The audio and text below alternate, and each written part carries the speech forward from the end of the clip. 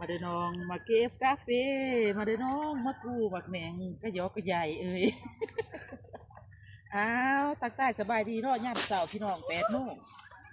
แต่ว่า8 โมงทั้งเขาโอ้ยยังน้าเสียน้าว่าจะมาจะออกคลิปไฟเนาะพี่น้องเนาะไม่ใช่ทุ่มนี่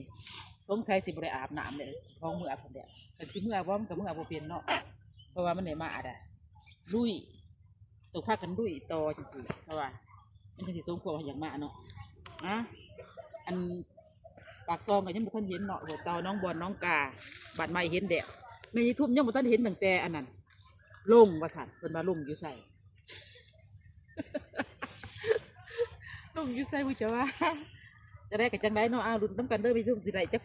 โลมื้อนี้มื้อวานนี่มีทุ่มมาได้อัน60 โล2 คนแวดูเนาะแต่ถ้าจิมื้อก็บ่ไหลเนาะพี่น้องเนาะต้องดุยให้เพิ่นถ้าบ่ดุยบ่ไหลจ้ะว่าถ้าบ่ดุยก็บ่ไหลเฮาได้มาปานนี้แหละเนาะหนาวก็สู้เป็นบ่ช่วยหนาจะบ่อยากช่วยทุกลูกๆนั้นๆคือกันจะบ่อยากออกจากคนนอนพุ่น